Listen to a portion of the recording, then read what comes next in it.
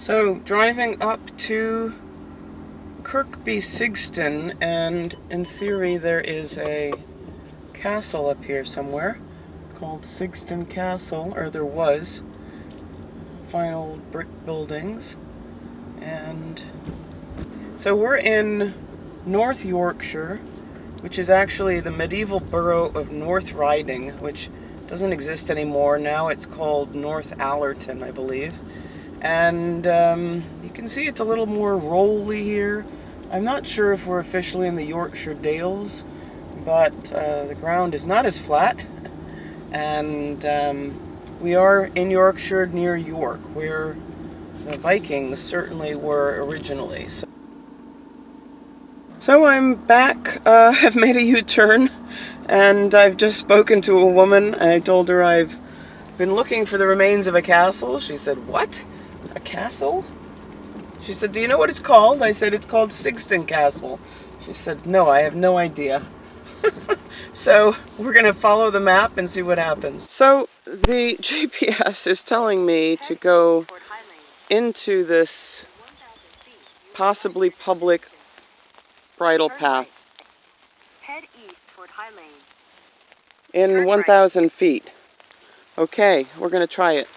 That we're looking at the remains of the castle here, all of this kind of bumpy bits, and I do believe there's a moated enclosure further down the road. So here's part of the dry moat, which may have been a wet moat at the time, but there is an embankment there, and it actually is quite large. We're going to walk down the end of it. Trees. So here we are in the rain. And I do believe we're looking at the remains of Sigston Castle. This is the moat. Actually, the remains were further up there, like I said. But this sort of shallow runway would have been the moat around the castle. I don't know if it was a wet moat. Certainly dry now. Well, not so dry. And the castle itself, I think the ruins are up there further into the farmland. So we're here at Sigston Castle, or the remains of it.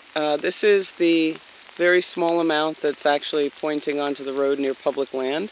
The rest of this is supposed to be a public bridle path, but it leads up to a farm.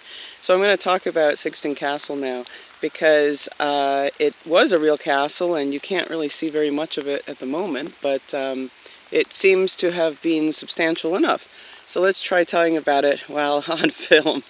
So the moated enclosure has an area of 2 acres, trapezoidal in shape.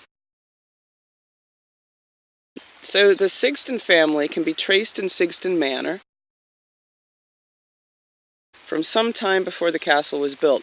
Now actually in 1197 in the Baronial Anglica documents in the time of King Richard I, Richard the Lionheart, there are rents being paid to the bishopric for the barony of Sigeston. So this barony did exist in 1197 and was paying rents to the bishopric and to King Richard at the time. So then there was a John of Sigston. John Sigston married Joan, daughter of Henry of Monsell of Winton. Now, Winton is close by, I believe. And that was in 1313, he held John, son of Michael, Lord of Sigston, okay? And then, so they married, and he was a tenant in the manor in 1327. And they had a license to crenellate later on that year, I think it was, 1336. So a license to crenellate means that you are giving the parapets, you're building up the parapets for defensible purposes. And in Wexford, there's no record of licenses of crenellation, but in England, there were more documents of it, especially for larger castles, and so this castle had license to crenellate. Now, what happens is John doesn't live very long. John, son of John, Lord of Sigston, died on 1348 without any children, so his estates were inherited by his sister, who had married into the Place family. They held the land for 5 generations, after which it eventually reached the Pigot family in 1503.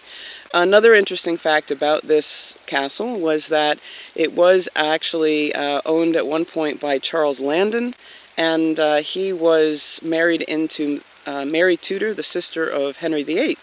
There's a great fun film about that, something about the rose, something like that.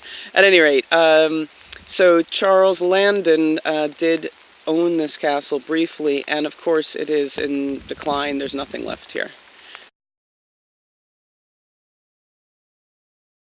So the Sigstons, Sigeston, Siggins, Sigston, and there is heraldry associated with this this family, or the Lord of Sigeston, which is documented as a heraldic eagle, a double-headed eagle, which is sort of also called the imperial eagle. So we've adopted that for Siggins based on this.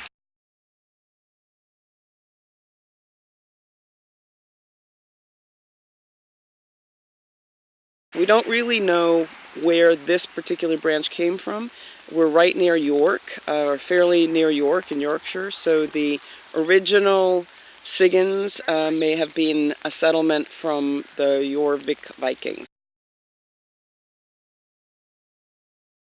Just went back down the road I had taken a U-turn on, and I'm going past this lovely estate, which I suspect is some of the remains of the Sigston land, this beautiful little pond, and I'm walking down what I believe to be a public footpath to, I hope, the remains of the church. I didn't actually see a sign for the church. I did ask, and he said it's just closed because it's 10:30 on a Sunday morning, so I'm not exactly sure where I'm going here. And I have found it. Now, maybe there was another way to get here, but for whatever reason, I came up the back entryway.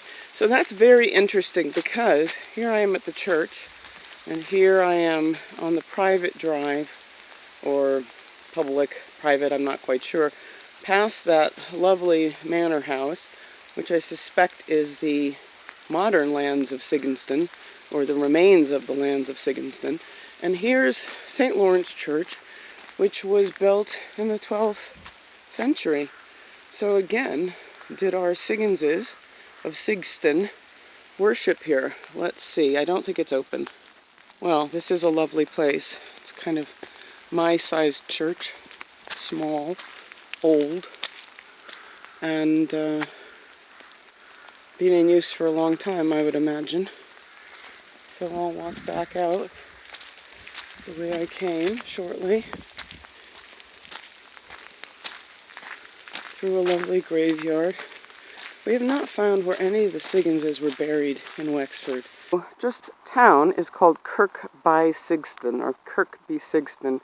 Kirk, of course, being a church. I would say that this is probably the church, although perhaps there was an earlier church.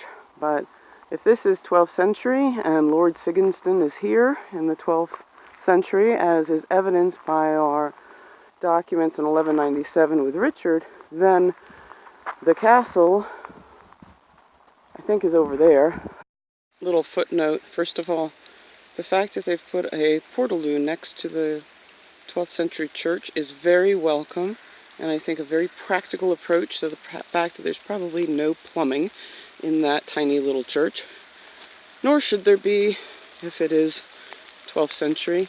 But I just wanted to show you what a lovely place this is on the lands of probably the remains of the Sigginston estate and castle. And it's beautiful now, and I am very grateful that they have allowed a public access way to the church so that I can document this without disturbing them on a Sunday morning. Beautiful little place. So the fact that all this water is here sort of makes me think that that moat perhaps was a wet moat. Or maybe this is just a modern land feature. At any rate, it's a beautiful place. Just like Sigginstown in Wexford.